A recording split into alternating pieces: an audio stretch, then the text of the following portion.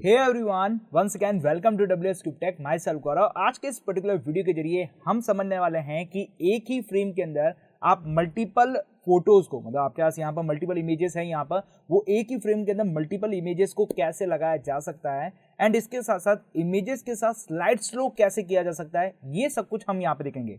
देखिए, multiple image का कहने का मतलब यहाँ पर यह है कि जैसे यहाँ पर मैंने एक इमेज लिया और इस इमेज को क्या क्या है, मल्टीपल फ्रेम को यहाँ पर एक सिंगल फ्रेम के अंदर अप्लाई किया है यहाँ पर। तो इस तरह से हम कैसे कर सकते हैं। इसके अलावा मैं स्लाइड शो की बात करूँ यहाँ पर, तो स्लाइड शो आप यहाँ पर देख सकते हैं। जैसे कि मेरे पास ये इमेजेस पड़ी है बहुत सारी, एंड इसके ऊपर जैसे ही मैं क्लिक करता हूँ तो क्लिक करने पर देखिए यहाँ पे एक बटन आता है। इस बटन को जैसे जैसे मैं प्रेस करता हूँ वैसे वैसे मेरी जो इमेजेस है वो यहाँ पे स्लाइड शो होती रहती है। तो ये जो स्लाइड शो है ये आप कैसे कर सकते हैं ओपन सीवी की हेल्प से, आज के इस पर्टिकुलर वीडियो के जरिए हम यहाँ पर जानने वाले हैं। चलिए तो जरा इसको स्टार्ट करते हैं और इसको जरा समझते हैं वन बाय वन के क्या क्या स्टेप हमें यहाँ पर लेने पड़ेंगे, तब ये काम हो पाएगा।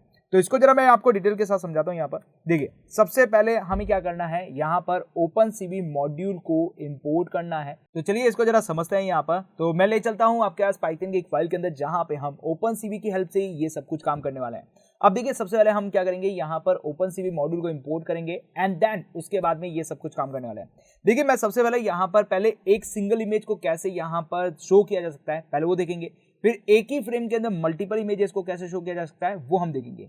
देखिए, सबसे पहले मैं बात करना चाहूँ एक सिंगल इमेज को कैसे शो किया जा सकता है। इसका एक पर्टिकुलर हमारा वीडियो आ चुका है, जहाँ पे इमेज को शो करना एंड इमेज के जो फ्रेम बन रही है उस फ्रेम को बंद करने के ऊपर हमने एक पर्टिकुलर डेडिकेटेड वीडियो बना रखा है। आप उस वीडियो को देख सकते हैं। उसका जो लिंक है वो आई बटन के थ्रू या डिस्क्रिप्शन के अंदर लिंक के थ्रू आपको मिल जाएगा। चलिए, अब हम यहाँ पे बात करते हैं कि हम कैसे एक फ्रेम के अंदर मल्टीपल इमेजेस को ला सकते हैं। तो उसके लिए मैं सबसे पहले यहाँ पे इंपोर्ट करने जा रहा हूँ CV2 को, ताकि मैं ओपन सीवी पे काम कर सकूँ। एंड नेक्स्ट यहाँ पर मुझे यहाँ पे जरूरत पड़ने वाली है इंपोर्ट numpy की। देखिए, मैं numpy का यूज़ क्यों कर रहा है, अभी आपको थोड़ी देर बाद पता चल जाएगा कि मैंने numpy का यूज़ क्यों किया है। तो numpy एज ए मैं यहाँ पर एलियास बना लेता हूँ NP के नाम से एंड देन रन कर लेता हूँ। तो ये दोनों मॉड्यूल की हमें यहाँ पे जरूरत पड़ेगी जब हम यहाँ पर काम करेंगे एक सिंगल फ्रेम के ऊपर मल्टीपल इमेजेस को।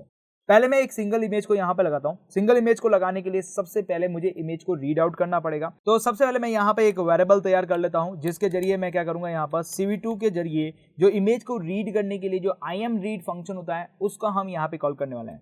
दैट मैं यहाँ पर IMRead जो हमारा फंक्शन है जिसके थ्रू हम इमेज फाइल को रीड आउट करेंगे वो हम यहाँ पे लगाएंगे। चलिए, मैं इमेज लेके आता हूँ यहाँ पर। तो इमेज, ये दिशा पटाने वाली जो इमेज है मैं यहाँ पे लेके आ जाता हूँ। इसके लिए मैं यहाँ पर इसकी प्रॉपर्टी में जाऊँगा। प्रॉपर्टी में जाके इस एरिया को पूरा कॉपी करूँगा। देखिए, अब मैं यहाँ पर ये कंप्लीट एरिया को इसलिए कॉपी कर रहा हूँ क्योंकि रीज़न ये है कि मेरी जो पाइथन की फाइल है और जो मेरी इमेज पड़ी है वो दोनों अलग अलग डिफरेंट फोल्डर में है। तो इसलिए मुझे यहाँ पर क्या करना पड़ेगा, इमेज का पूरा एड्रेस यहाँ पर देना पड़ेगा। तो ये मैंने एड्रेस दे दिया। उसके बाद मेरी इमेज का नाम क्या है, इमेज आपके पास 4 है, तो मैं इसको भी कॉपी कर लेता हूँ एंड देन क्लोज कर देता हूँ। और इसके बाद मैं बैकवर्ड स्लैश और उसके बाद मैं इमेज का नाम लगा देता हूँ। फिलहाल यदि आप इस इमेज को एज इट इज ऐसे लगाएंगे, मतलब ये जो पाथ है ऐसे देंगे, तो ये आपके पास पाथ को एक्सेप्ट नहीं कर पाएगा। रीजन यहाँ पर ये जो स्लैश है इस वजह से। तो आपको इसको रिलेटिव पाथ बनाना पड़ेगा, तो उसके लिए आपको R लगाना है। ये आपकी इमेज क्या हो चुकी है, रीड हो चुकी है। इमेज के रीड होने के बाद अब आपको क्या करना है, यहाँ पर अब आप चाहें तो इस इमेज को आप क्या कर सकते हैं, शो करवा सकते हैं। तो इमेज को शो कराने के लिए आपके पास क्या करना पड़ेगा, CV2 डॉट यहाँ पर आपके पास क्या है, IMShow फंक्शन है। यस, IMShow फंक्शन की हेल्प से आप इमेज को शो करवा सकते हैं। इसके अंदर सबसे पहले आपको उस फ्रेम का नाम देना पड़ेगा जिस फ्रेम को आप यहाँ पर लगा रहे हैं। जैसे मैं आपको एक छोटा सा एग्जांपल दूं कि जैसे मैं इस इमेज की बात करता हूँ, इस इमेज को ओपन करता हूँ तो मेरे पास एक फ्रेम खुलता है। उस फ्रेम के अंदर आपके पास ऊपर नाम लिखा होता है IMG.4, ये आपके पास नाम है। तो ये नाम आपको यहाँ पर देना पड़ता है फ्रेम का। तो फिलहाल मैं फ्रेम का नाम देने जा रहा हूँ। और फ्रेम, देखिए, हम WS Cube के लिए काम कर रहे हैं, तो WS Cube यहाँ पे फ्रेम दे रहा हूँ। और उसके बाद में मैं यहाँ पर दूंगा इमेज। ये मेरी इमेज को क्या करेगा, शो कर देगा। अब मेरी इमेज जो है वो शो हो चुकी है। शो होने के बाद हमारे पास नेक्स्ट है कि जो इमेज का फ्रेम है वो बंद हो जाना चाहिए। आपके पास कितने टाइम के बाद बंद होना चाहिए, तो वो भी आपको देना पड़ेगा। या फिर आप यहाँ पर कोई बटन को प्रेस करते वक्त आपको इमेज बंद हो जानी चाहिए, तो वो भी आप यहाँ पर दे सकते हैं। उसके लिए मैं यहाँ पे CV2 डॉट यहाँ पे यूज करूंगा वेट की का। वेट की के जरिए मैं क्या कर सकता हूँ, हमारी जो इमेज का जो आपके पास फोल्डर खुले, मतलब आपका जो एक फ्रेम खुलेगा उस फ्रेम को हम बंद करने वाले हैं। तो यहाँ पर यदि मैं 0 पास कराता हूँ तो ये हमें क्या करेगा, कोई भी बटन प्रेस होने पर आपके पास स्टॉप हो जाएगा। देन CV2 डॉट आपकी जो विंडो है वो क्लोज होना चाहिए। तो विंडो क्लोज होने के लिए आपके पास क्या करना पड़ेगा, डिस्ट्रॉय ऑल विंडोज का यूज करना पड़ेगा। अब इनके बीच में क्या फ़र्क है destroy all window destroy window के बीच में, तो ये एक डेडिकेटेड वीडियो है, तो आप वहाँ जाके इसे देख सकते हैं। फिलहाल मैं इसे रन करता हूँ यहाँ पर, तो देखिए मेरे पास नीचे इमेज आ चुकी है। जैसे ही ओपन करूँगा तो ये देखिए मेरी इमेज आ गई है। अब एक चीज़ मैं आपको यहाँ पे बताना चाहूँगा कि ये जो इमेज है, इस इमेज की साइज़ आप देखिए, ये इमेज की साइज़ बहुत बड़ी है, क्योंकि आपका जो इसके पिक्सल्स है वो बहुत ही ज़्यादा है। इस वजह से जो मेरा फ्रेम है, उस फ्रेम में वो इमेज आपके पास कंप्लीटली नहीं आ रही है। जबकि मैं यहाँ पर इसे डायरेक्टली ओपन करता हूँ, यहाँ पर यदि मैं इसे डायरेक्टली ओपन करता हूँ तो ये जो इमेज है वो कंप्लीटली इस फ्रेम के अंदर आ जाती है। ये ऐसा इसलिए है क्योंकि इन्होंने क्या कर रखा है, इसको रीसाइज कर रखा है। तो आज के इस टॉपिक के अंदर हम पहले रीसाइज के बारे में बात करने वाले हैं कि आप अपनी इमेज को कैसे रीसाइज कर सकते हैं। क्योंकि एक इमेज ये देखिए और एक इमेज ये देखिए, इसके अंदर आप यहाँ पर देखेंगे कि आपका जो फ्रेम है, उस कंप्लीट फ्रेम के अंदर आपकी जो इमेज है वो कंप्लीट नहीं आई है। इन्होंने यहाँ पर इस इमेज को आधा ही रखा है। यहाँ पर जितना इमेज आपके पास यहाँ तक आना था उतना ही आया है, क्योंकि आपकी जो इमेज की रिजोल्यूशन है वो बहुत ही ज़्यादा है। तो फिलहाल यदि मैं इस इमेज को बंद कर देता हूँ और इसको भी बंद कर देता हूँ, तो ये जो इमेज है उसको रीसाइज कैसे किया जा सकता है, पहले हम वो बात करेंगे। तो इमेज को रीसाइज करना है तो आपकी इमेज को शो करने से पहले आप अपनी इमेज को क्या करें, रीसाइज करें। रीसाइज करने के लिए पहले आप अपना एक अलग से वेरिएबल बना सकते हैं, या फिर उसी वेरिएबल के अंदर आप उसे रीसाइज कर सकते हैं। तो मैं यहाँ पर img मतलब उसी वेरिएबल के अंदर रीसाइज कर रहा हूँ। आप चाहें तो अलग वेरिएबल बना सकते हैं। चलिए मैं एक अलग वेरिएबल बना के दिखा देता हूँ यहाँ पर।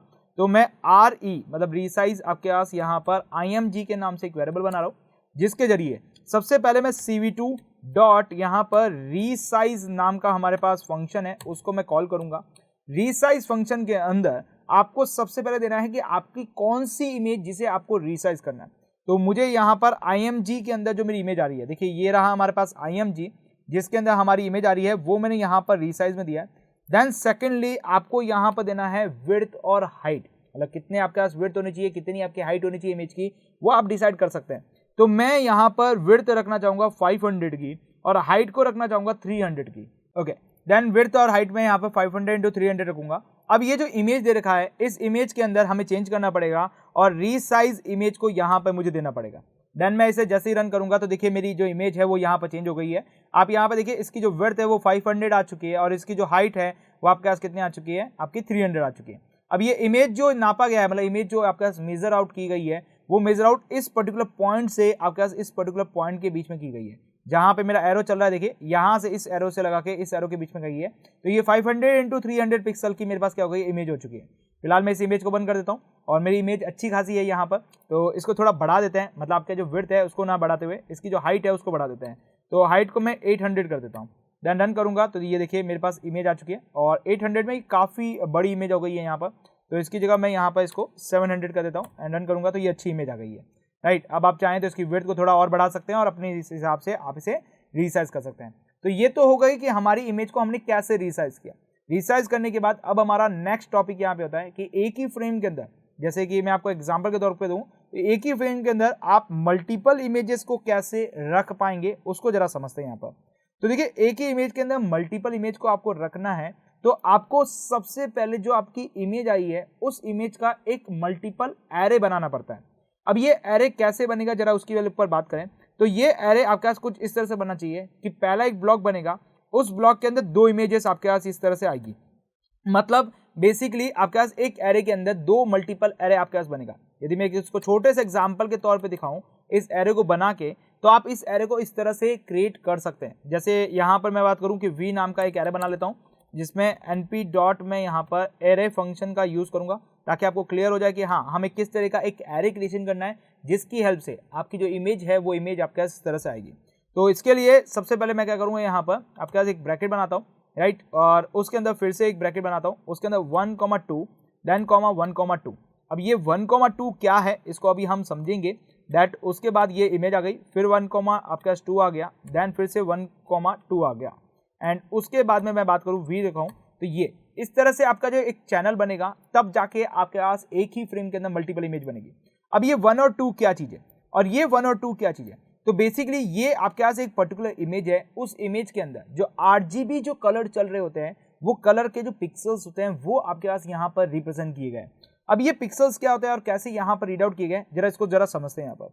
तो उसके लिए मैं imread जो आपके पास फंक्शन है इसको मैं दोबारा यहाँ पर लूँगा और इसके अंदर जो img आया हुआ है इस इमेज को हम प्रिंट करते हैं, प्रिंट ऑफ यहाँ पर मैं img कर देता हूँ यहाँ पर एंड img प्रिंट करके रन करूँ तो देखिए आपकी जो इमेज है, जैसे मैं आपकी इमेज को एक बार ओपन कर देता हूँ यहाँ पर साइड में, ताकि आपको क्लियर हो जाए कि मैं क्या समझाने जा रहा हूँ। जैसे ये मेरी इमेज है यहाँ पर, इस इमेज की बात करते हैं।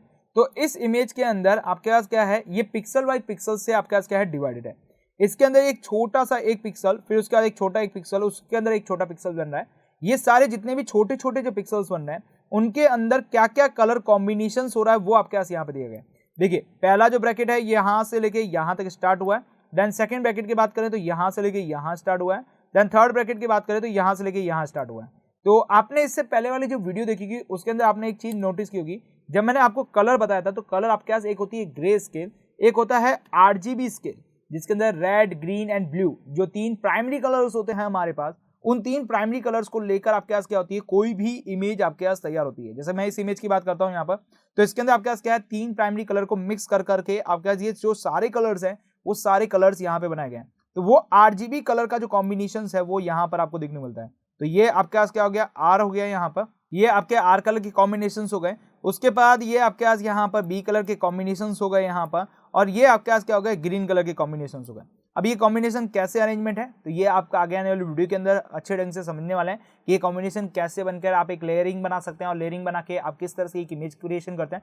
तो ये सब चीजें आपको यहाँ पर आगे आने वाले वीडियो के अंदर देखने को मिलेगी। तो फिलहाल अभी आप यहाँ देखिए कि किस तरीके से आपके पास यहाँ पर जो इमेजेस है, उस इमेजेस में कलर्स आ रहे हैं। अब यहाँ पर आपके पास क्या हो रहा है, एक मैट्रिक्स आपके पास इस तरह से बन रही है। देखिए आपके पास यहाँ पर क्या हो रही है, कंप्लीटली एक एरे बन रहा है एक इमेज का। ये आपके पास एक एरे बन चुका है यहाँ पर, ये कंप्लीटली आपके पास एक एरे बना है, जिसके अंदर आप देख पाएंगे यहाँ से यहाँ तक आपके पास पूरी इमेजेस का एरे बन चुका है। मतलब आपकी जो इमेज होती है, वो इमेज आपके पास नंबर्स के अंदर डिवाइड होती है। ये चीज हमने हमारे पहले वाले वीडियो के अंदर समझ रखी थी कि आपके पास कोई भी इमेज होती है, उस इमेज का यदि आप एक पिक्सल लेते हैं, उस पिक्सल्स को आप देखते हैं, तो उसको हम क्या करते हैं, मैट्रिक्स फॉर्म में रिप्रेजेंट करते हैं, ताकि हम उसके अंदर कलर को हम यहाँ पर देख सके कि कौन से कलर किस तरह से हो रहा है, और उसके अंदर RGB कलर किस तरह से फॉर्मेशन हो रहा है, वो भी चीज हम यहाँ पर देख पाएंगे।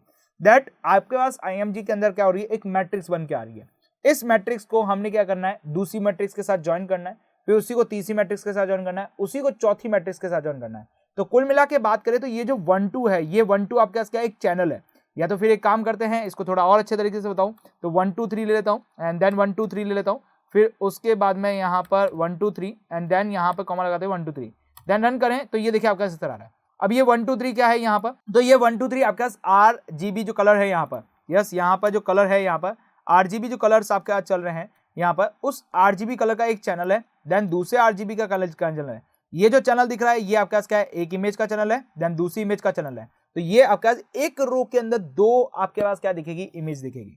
देन आप चाहते हैं ऊपर और नीचे और मल्टीपल इमेज दिखे, तो उसके लिए फिर आपको क्या करना पड़ेगा, RGB चैनल का एक चैनल दिखना पड़ेगा, दूसरे RGB चैनल का दूसरा चैनल दिखना पड़ेगा। तो फिर आपके पास 2 लेयर्स आपके पास यहाँ पर बनती रहेगी। अब आप चाहें तो 2 से ज्यादा भी लेयर्स यहाँ पर तैयार कर सकते हैं। तो अब इसको जरा और डिटेल के साथ देखते हैं कि ये कैसे तैयार किया जा सकता है। चलिए, तो मैं यहाँ पे इसको वापस कॉपी कर लेता हूँ एक बार के लिए, क्योंकि मुझे इस सब की जरूरत पड़ने वाली है। तो मैंने ये ले लिया। अब इसके अंदर इमेज को थोड़ा चेंज कर लेते हैं। इमेज में काम करता हूँ, कुछ भी आप इसमें से इमेज ले सकते हैं। जैसे कि मैं इनकी इमेज ले लेता हूँ यहाँ पर, IMG 5 की जो इमेज है वो मैं यहाँ पे लूंगा, राइट। मैं ये इमेज ले रहा हूँ, तो दैट प्रॉपर्टी लेके मैं यहाँ पर दूसरी इमेज लेने जा रहा हूँ। अब आप चाहें तो इसकी इमेज को रिसाइज भी कर सकते हैं, इमेज को रिसाइज नहीं कर सकते, या फिर एक काम करते हैं IMG 6 ले लेते हैं। चलिए, तो मैं काम करता हूँ IMG 6 लेता हूँ, क्योंकि ये जो इसकी विड्थ है वो आपके जो है वो कम है, और हाइट जो है वो ज़्यादा है। तो आपको जब भी आप यहाँ पर एक ही फ्रेम के अंदर मल्टीपल इमेजेस डालने की कोशिश करें, तब उस वक्त आपको एक चीज़ का ध्यान रखना है कि इमेज को रिसाइज जरूर करें, क्योंकि सारी इमेज एक साथ रिसाइज होगी तो वो आपके पास एक पर्टिकुलर फ्रेम के अंदर आराम से आ पाएगी। तो इसलिए आपको इमेज को रिसाइज जरूर करना है। तो ये मैंने रिसाइज कर दिया यहाँ पर इमेज को, और रिसाइज करी हुई इमेज मेरे पास REG इमेज के तौर पे तैयार है। अब मैं सबसे पहले मैं बताऊंगा कि एक ही रो के अंदर, यस एक ही रो के अंदर मल्टीपल इमेजेस को कैसे डाल सकते हैं। अब मैंने जैसे बोला कि आपके पास यहाँ पर 2 मैट्रिसेस है, यहाँ पर ये एक मैट्रिक्स है यहाँ पर, और ये एक मैट्रिक्स है। तो 2 मैट्रिक्स को मुझे ज्वाइन करके एक सिंगल मैट्रिक्स यहाँ पर तैयार कराना है। तो फिर मुझे यहाँ पर मैट्रिक्स का कॉन्केनेट कराना पड़ेगा, और मैट्रिक्स का कॉन्केनेट कराने के लिए हमारे पास है यहाँ पर HStack और VStack function. HStack VStack function हमारे पास numpy एरे के अंदर होता है, जो कि आपके पास क्या करता है, एरे को कंबाइन करता है हॉरिजॉन्टली और वर्टिकली, और फिर उसके बाद एक नया एरे क्रिएशन करके देता है। तो बस उसी के लिए हम यहाँ पे क्या करने वाले हैं, numpy एरे का यूज करने वाले हैं। चलिए इसको जरा समझते हैं यहाँ पर कि किस तरह से होने वाला है। ठीक है। तो इसके लिए सबसे पहले आप numpy के बारे में थोड़ी डिटेल्स के साथ जानकारी ले लें। numpy का जो बेसिक्स कोर्स है आप यहाँ पर वो कर लें, ताकि आपके लिए बेनिफिट रहे यहाँ पर कि हम numpy का कौन सा और कैसा फंक्शन यूज कर रहे हैं। चलिए, सबसे पहले मैं क्या कर रहा हूँ यहाँ पर, वो हॉरिजॉन्टली आपका दो इमेजेस को ज्वाइन करके मैं आपको बताऊंगा यहाँ पर। तो हॉरिजॉन्टली दो इमेज को ज्वाइन करना है, तो मैं उसके लिए यहाँ पर h नाम से एक वेरिएबल बना रहा हूँ। उसके अंदर मैं np डॉट मैं यहाँ पर hstack का यूज करूंगा। यहाँ पर hstack के जरिए मैं क्या करने वाला हूँ, यहाँ पर हॉरिजॉन्टली दो जो आपके पास यहाँ पे इमेजेस हैं उनको ज्वाइन करके एक नई इमेज तैयार करने वाला हूँ। तो hstack के जरिए हम क्या करने वाले हैं, दोनों को एक आपस में ज्वाइन करने वाले हैं, मतलब दो एरे को मैं यहाँ पर आपस में ज्वाइन करने वाला हूँ। चलिए एक बार इसको थोड़ा प्रैक्टिकली देख लेते हैं, उसके बाद ही हम इसके अंदर आगे बढ़ पाएंगे, ताकि आपको यहाँ पे क्लियर रहे कि हम क्या करने वाले हैं यहाँ पर। तो देखिए मेरे पास यहाँ पर एक एरे आ गया है यहाँ पर, ठीक है। मैं थोड़ा numpy का भी थोड़ा आपको बताता रहूंगा कि किस तरह से हमारे पास numpy का काम होने वाला है। तो आप एक काम कीजिएगा, पहले numpy का आप एक आराम से वीडियो देख लीजिएगा, ताकि आपको भी बेनिफिट रहे। तो np डॉट मैं यहाँ पर hstack का यूज करूंगा। यस, hstack का मैं ओके, तो मैं यहाँ पर hstack करने वाला हूँ, और hstack के अंदर मैं यहाँ पर v कॉमा, इसके अंदर एक ब्रैकेट देना पड़ेगा, फिर v कॉमा v यहाँ पर एज ए यहाँ पर देना पड़ेगा। दैट जैसे ही मैं इसे रन करूंगा तो देखिए आपका 1 2 3 4 1 2 3 आपका आ गया। दैट 1 2 3 आपका एक है, और 1 2 3 एक और आपका आ गया। तो इसने क्या कर दिया, आपस में दो एरे को आपस में एकदम ज्वाइन कर दिया। तो हम भी कुछ इस तरह से ही चाहते हैं। तो चलिए मैं यहाँ पे करता हूँ hstack के अंदर। hstack के अंदर जाकर मेरे पास यहाँ पर एरे किस में है, तो re_image, यस re_ जो इमेज है आपके पास यहाँ पर, एक आपके पास वो एरे है। फिर उसके बाद में re_ आपके पास एक और इमेज है, उनको लेता हूँ, एंड देन इमेज को मैं यहाँ पर शो करवाता हूँ। तो जैसे ही शो करवाऊंगा यहाँ पर, तो लेकिन हमारे पास यहाँ पर अभी तक मैंने ओके re_ इमेज लेता हूं। उसके बाद में IAMShow के अंदर मुझे इस एज को पास कराना पड़ेगा, जिसके अंदर मेरी हॉरिजॉन्टल इमेज दो आपस में ज्वाइन हो रही है। यहाँ पर मैंने रीसाइज किया है, रीसाइज करके मैंने सब कुछ काम किया है, और इसके अंदर इसको जो थोड़ा छोटा कर देते हैं, मतलब इसकी जो साइज है वो थोड़ी छोटी कर देते हैं। तो बेसिकली बात करें तो ये जो हाइट है वो लंबी है थोड़ी, इमेज जो आपके पास बड़ी है यहाँ पर साइज में, तो मैं इसको 300 कर देता हूँ यहाँ पर, और इसको यहाँ पर 500 के अराउंड यहाँ पर रख लेता हूँ। एंड जैसे ही मैं रन करूंगा तो देखिए मेरे पास एक ही फ्रेम के अंदर दो इमेजेस यहाँ पर आ चुकी है, और ये दोनों इमेजेस कैसी है, आपके पास हॉरिजॉन्टली अरेंजमेंट है। यदि मुझे यही इमेज वर्टिकल में करनी होती तो मैं यहाँ पर v_stack का यूज करता। चलिए वर्टिकल को करके देख लेते हैं यहाँ पर फटाफट। तो वर्टिकल का करने के लिए मैं यहाँ पे क्या करने वाला हूँ, v लगाऊंगा यहाँ पर, एंड v लगा के वर्टिकल स्टैक का यूज करूंगा। मतलब v आपके पास यहाँ पे एक वेरिएबल बनाऊंगा, देन np डॉट यहाँ पर v_stack का यहाँ पे यूज करने वाला हूँ, और v_stack के जरिए मैं इसके अंदर वो दोनों इमेज देने वाला हूँ जिसको हमें जरूरत है। तो एक है हमारे पास re_ इमेज, देन सेकेंडली हमारे पास फिर से है re_ इमेज है, एंड नेक्स्ट यहाँ पर मुझे h की जगह क्या पास कराना पड़ता है, v पास कराना पड़ेगा। एंड जैसे ही मैं रन करूंगा तो देखिए मेरी जो दोनों इमेजेस है वो आपके पास में वर्टिकली आपके पास अरेंज हो चुकी है। अब मैं चाहता हूं कि आपस में ये चारों आपस में एक साथ मर्ज होकर एक नई इमेज बन जाए, जिसके अंदर 4 इमेज आ जाए। 4 से ज्यादा इमेज भी ला सकते हैं, ऐसा जरूरी नहीं है कि आप यहाँ पर 4 इमेज को लाएं। यदि आप एक फ्रेम के अंदर 5 इमेज जैसे लाना चाहते हैं, 5 इमेज जैसे लाना चाहते हैं, तो जैसे आपकी इच्छा है वैसे आप इसे अरेंज कर सकते हैं। बस आपको उस एरे आपके पास hstack के अंदर उतनी सारी नंबर ऑफ यहाँ पर इमेजेस के नंबर देने पड़ेंगे। चलिए अब मैं क्या चाहता हूं, यहाँ पर हॉरिजॉन्टली और वर्टिकली दोनों यहाँ पर अरेंज करना चाहता हूं। तो मैंने हॉरिजॉन्टली लिया और वर्टिकली ले लिया। अब सबसे पहले देखिए हॉरिजॉन्टली इमेज आपके पास आ गई है, और इमेज की अब थोड़ी साइज को भी कम करना पड़ेगा। तो मैं इसकी जो आपके पास विड्थ है उस विड्थ को तो मैं 300 ही रखूंगा, और हाइट को भी मैं क्या करूंगा यहाँ पर 300 कर देता हूँ, मतलब 300 × 300 आपके पास इमेज सही रहेगी। अब सबसे पहले मैं क्या करूंगा, इन दोनों को हॉरिजॉन्टली अरेंज करूंगा, मतलब आपकी जो इमेज है उनको हॉरिजॉन्टली अरेंज करेंगे। फिर वो जो हॉरिजॉन्टली इमेज आई है उनको वर्टिकली हम अरेंज करने वाले हैं। तो वर्टिकली अरेंज करने के लिए मुझे यहाँ पे क्या करना पड़ेगा, इस जो हॉरिजॉन्टल इमेज है इसको h और h देना पड़ेगा, मतलब एक लेयर उसके बाद दूसरी लेयर, इस तरह से हमें देना पड़ेगा। तो मैं लेयर बाय लेयर यहाँ पे दे रहा हूँ, और उसके बाद मैंने यहाँ पे टोटली v डाल दिया। और जैसे ही मैं रन करूंगा तो देखिए एक ही फ्रेम के अंदर मेरे पास कितनी इमेज आ गई, आपके पास यहाँ पर बात करें तो एक ही फ्रेम के अंदर 4 इमेज आ गई है। अब मैं यहाँ पर एक और लेयर आगे इस तरह से एड ऑन करना चाहूंगा, तो मैं यहाँ पे क्या करूंगा, re इमेज के अंदर जाऊंगा, डॉट कॉमा लगाऊंगा, और यहाँ पर re इमेज को एक और दे दूंगा यहाँ पर।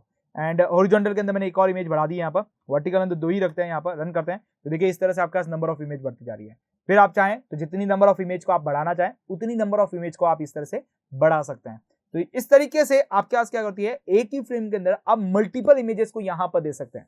चलिए अब हम यहाँ पर नेक्स्ट टॉपिक के ऊपर बात करते हैं। नेक्स्ट टॉपिक के अंदर हमें क्या करना है, स्लाइड शो चलाना है। जैसे देखिए ये हमारे पास एक इमेज है, इस इमेज के अंदर ये कैरो आता है जिसकी हेल्प से आप क्या करते हैं, इसके अंदर मल्टीपल इमेजेस को आप यहाँ पर स्लाइड शो चला सकते हैं। जैसे आपके पास बहुत सारी इमेजेस है, मैं चाहता हूँ इसी तरह से मेरा स्लाइड शो चलना चाहिए, तो ये स्लाइड शो आप चला सकते हैं।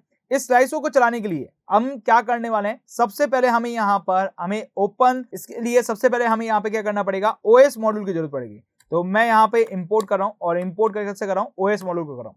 अब इंपोर्ट ओएस मॉड्यूल को क्यों किया, क्योंकि इसके पीछे रीजन है यहाँ पर, क्योंकि हमारा जो फोल्डर है वो फोल्डर अलग फोल्डर है हमारे पास और उसके अंदर मल्टीपल फाइल्स आपके पास पड़ी है, तो उन सारी फाइल्स के नेम मुझे चाहिए। तो ऑपरेटिंग सिस्टम मॉड्यूल की हेल्प से ही हम उस फाइल के सारे नेम को गेट कर सकते हैं।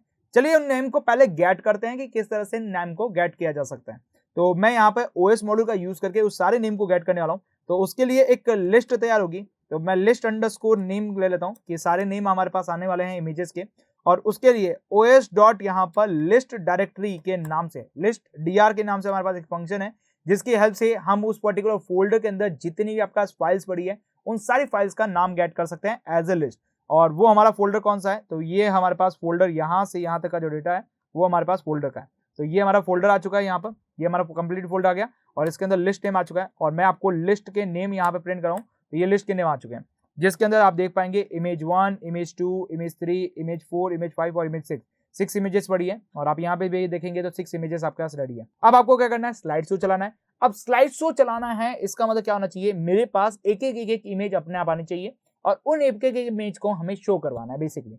अब एक एक इमेज आपके पास आने के लिए आप यहाँ पे क्या यूज करेंगे, फॉर लूप का यूज करेंगे। फॉर लूप के जरिए आप एक एक इमेज को गेट कर सकते हैं एंड देन उसके बाद में आप उसके ऊपर वर्क कर सकते हैं। तो मैं यहाँ पे फॉर लूप का यूज करने वाला हूँ। दैट फॉर लूप यूज किया, फॉर आपके पास यहाँ पर नेम, मतलब आपके पास यहाँ पर लिस्ट का नाम आएगा दैट नेम, और यहाँ पर इन फोर इन और आपके पास किससे आएगा, यहाँ पर लिस्ट डायरेक्टरी से आएगा। तो मैं लिस्ट आपके पास यहाँ पर लिस्ट नेम जो हमने बनाया है यहाँ पर उससे मैं यहाँ पर गेट करने वाला हूँ।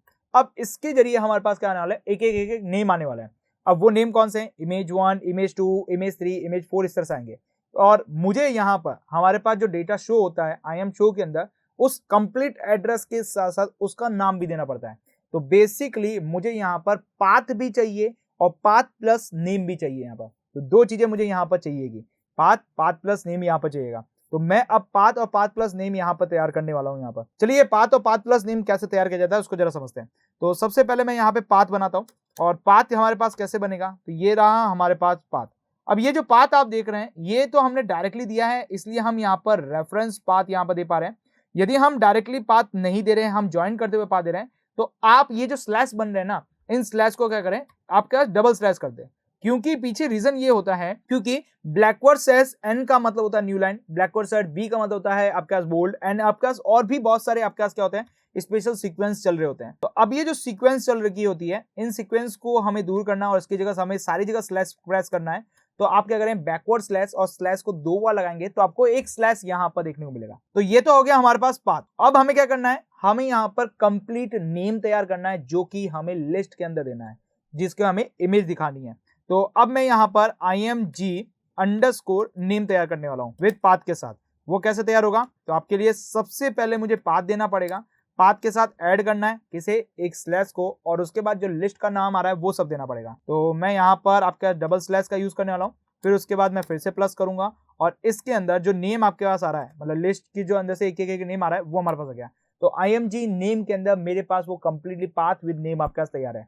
अब मुझे अपनी इमेज को शो कराना है, तो उसके लिए मैं cv2.imshow का यहाँ पर imread का पहले यूज करूंगा, जिससे मेरी इमेज क्या होगी, रीड होगी। तो imread का मैंने यूज किया और imread के अंदर मुझे इमेज का नंबर देना पड़ेगा, इमेज नेम देना पड़ेगा। तो मैंने यहाँ पर इमेज नेम दे दिया। इमेज नेम से क्या हुआ, मेरे पास इमेज आपके पास आ चुकी है। अब मैं सभी को एक ही फ्रेम के अंदर दिखाना चाहूंगा, क्योंकि कोई इमेज बड़ी है कोई इमेज छोटी है, तो सबको एक ही फ्रेम के अंदर ला के रख दिया जाए तो कितना अच्छा रहेगा। तो इन सभी इमेज को हम एक ही फ्रेम में लाएंगे। तो इसके लिए मैं स्मॉल img के नाम से एक वेरिएबल बना रहा हूँ और इसी इमेज के अंदर मैं यहाँ पे करूंगा, इसे रीसाइज करूंगा। तो cv2 डॉट यहाँ पर किसका यूज करेंगे, रीसाइज का यूज करने वाले हैं और रीसाइज के जरिए हम हमारी जो इमेज है उसे रीसाइज करेंगे। और उसके लिए मैं img एंड देन कॉमा, अब मुझे साइज सबकी फिक्स करनी पड़ेगी। तो देखिए कुछ लंबी है इमेज, मतलब किसकी आपके पास हाइट ज्यादा है और किसी की विड्थ ज्यादा है, तो हाइट और विड्थ को एक जैसा रख के रखते हैं।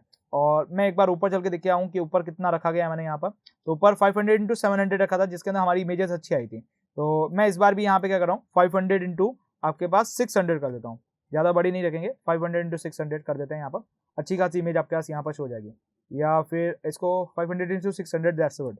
ओके, ये इमेज हमारी यहाँ पर क्या हो गई, रीसाइज हो गए।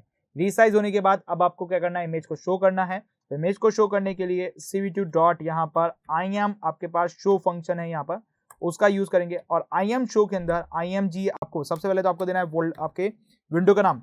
विंडो का नाम क्या है? WS cube. WS क्यूब के बाद में मैं यहाँ पे दूंगा हमारी इमेज, तो IMG के अंदर हमारी इमेज आ जाएगी।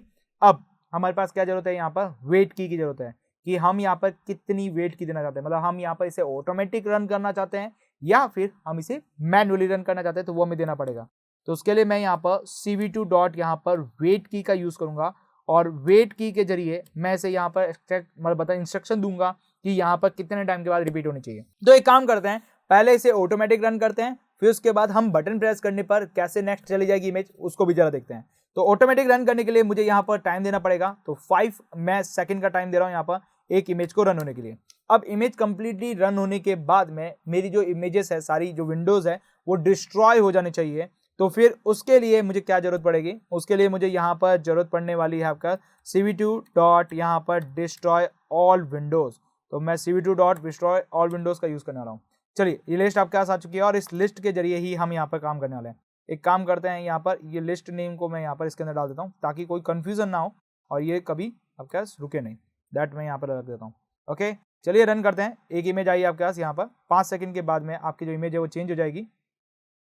ओके, चेंज हो गई आपके पास इमेज। दैट 5 सेकंड के बाद में आपकी दूसरी इमेज चेंज होने वाली है। ओके, तो एक काम करते हैं, ये जो टाइम है वो टाइम बहुत ही ज़्यादा ले रही है इमेज, तो ये इमेज बहुत ही स्लो आ रही थी, तो मैं इसको थोड़ा फास्ट कर देता हूँ। मैं इसको 1 सेकंड का टाइम दे देता हूँ। 1 सेकंड के अंदर ही मेरी जो सारी इमेजेस हैं वो यहाँ पर चलती रहनी चाहिए, राइट। तो चलिए जरा इसको देखते हैं यहाँ पर, और मैं इसे दोबारा एक बार फिर से रन कर लेता हूँ। तो देखिए, ये 1 सेकंड के अंदर मेरे पास मल्टीपल इमेजेस यहाँ पर आती रहेगी और ये अपने आप यहाँ पर बंद हो जाएगा, राइट। ये इस तरह से चल रहा है। लेकिन अब मैं चाहता हूँ यहाँ पर कि मैं कोई बटन प्रेस करूँ और उस बटन प्रेस करने पर मेरे पास इमेजेस आगे से आगे चलती रहनी चाहिए। तो उसके लिए फिर हम क्या करने वाले हैं, यहाँ पर इसके अंदर पास करेंगे 0 का, क्योंकि 0 आपके पास क्या करता है, आपकी कीबोर्ड की किसी भी की के ऊपर वर्क करता है। एंड देन मैं जैसे ही इसके ऊपर रन करूंगा तो देखिए मेरी पहली इमेज आई है। देन मैं एरो की दबाता हूँ तो मेरी दूसरी आएगी। मैं दूसरी एरो दे भाई, फिर एरो दे भाई, मैं यहाँ पर बैक करता हूँ यहाँ पर, तो भी आपके पास क्या रहती है, आगे से आगे इमेजेस चलती रहती है। क्योंकि ये आपके पास इसी तरह से आपने अपने की है अरेंज की है।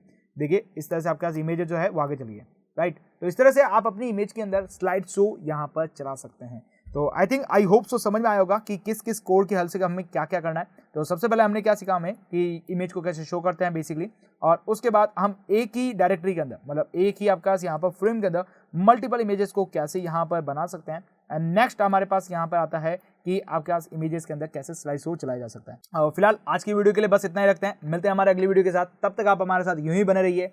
Till then good bye.